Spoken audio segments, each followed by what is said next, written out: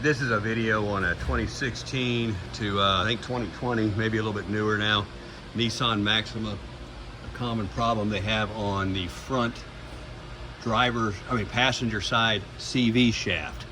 And this is called the carrier bearing or the support bearing. And what happens is in these cars, you'll think it's a wheel bearing, you'll think it's something else on the front right of the car. And they make a sound that's always droning and grinding, and it gets worse and worse. And so what it is this bearing right here. This is the entire CV shaft. These are big shafts for a front-wheel drive car. This is on the right side, passenger side. So here's a new one right here, and it has the bearing here. The shaft itself, and the CV, that one moves good. But nevertheless, that's the new part. And so the problem is it's pretty straightforward if you've done a lot of front-wheel drive car work, which I hate to admit that we work on this here because all our cars are cool stuff. This is just a front-wheel drive crap box as far as I'm concerned. But it's a decent car as far as the, what it is and shape. So, of course, the first thing we did is simply, let's go try the wheel bearing and see if that fixes it. No, it's not it. So it's the carrier bearing. Now, there are videos on here how to take this out. Okay, I even followed one. Pull the lower control ball joint out. Don't do that. Put it back in because this is too hard to pull out. Take it apart right here. You don't have to mess with anything. Just those two bolts, pull it out, it'll come out. Don't do that unless you're changing the lower control on. Bad information right there. Okay, you can do it that way, but it's a lot harder. You have to pull this thing down really hard. And you see some guys putting chains on them and pulling down. It's a lot harder than you think. That's where this just comes off and tilts back. So, and if you mark it, then it'll go back perfect. So, at least on the Maxima, because if you look at an Ultima, that's aluminum and it's part of the casing. It has this big steel carrier bearing holder or guide that goes in there. And if you look back in there, it goes all the way back into your CV, the transmission for this side. So that's why that shaft is so long, all the way back there.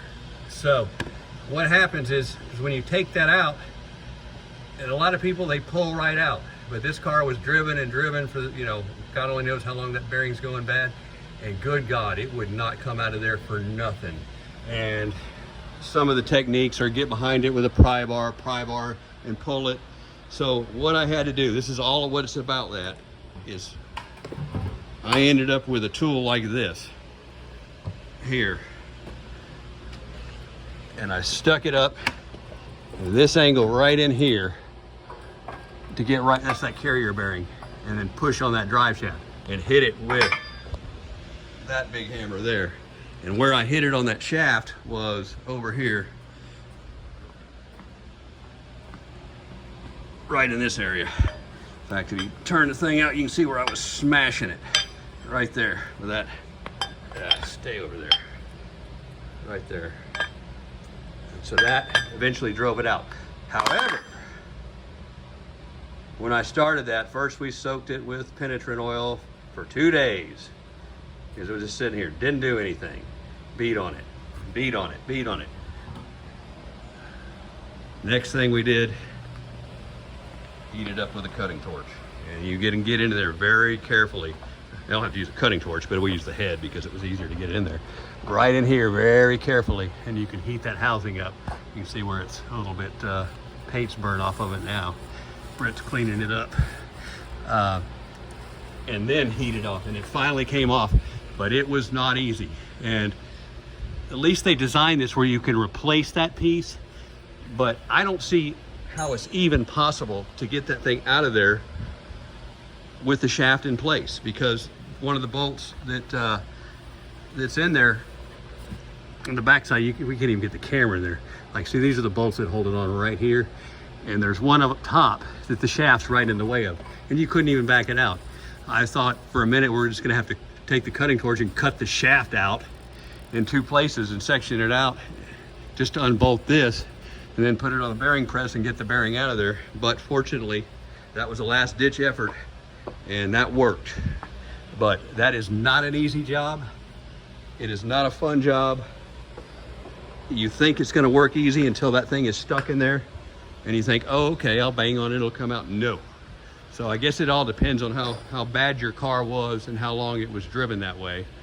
And this one here was, I wouldn't say an extreme case, but it was hard to get that thing out of there. And then I don't want to have to do it again, that's for sure. And I hate working on front wheel drive cars. They are the devil. And so that's a new shaft. These things are pretty pricey because they're big. And this is a quality one. This is just from O'Reilly's Import Direct, and I think our costs on this one, retails for a lot of money, but our cost is pretty reasonable on it because we have, we buy from them commercially. But nevertheless, that's the project. And so if you find yourself in that situation, heating that thing up very carefully, where you can reach it with the torch, because we couldn't heat it up 360 degrees. We were able to do it about a good 90 degrees, a good, just the lower corner of it, and it did help. So hopefully this video helps somebody. Again, this is Maxima passenger side CV shaft replacement. And of course, if your car is in bad shape, you want to do your lower control arm and all that other stuff at the same time. This car is actually pretty nice. From what I understand, these cars have that problem. I think there's a lot of other of these bigger mid-sized cars that use those carrier bearings on a steel thing, and Chevy Impalas do that, and they have the same kind of problem. And there's other cars that do too, and it's on the passenger side because that shaft is so long that it needs support in there somewhere. Like I said, on the Altimas, I think that's aluminum. It's a little bit different, but it's aluminum. And my God, I think that's back on the case of the engine. I don't know if they have quite this problem, but if they do, you're in trouble. So again, Maxima, front wheel drive, just another reason never to use front wheel drive cars, but unfortunately they're a necessary evil.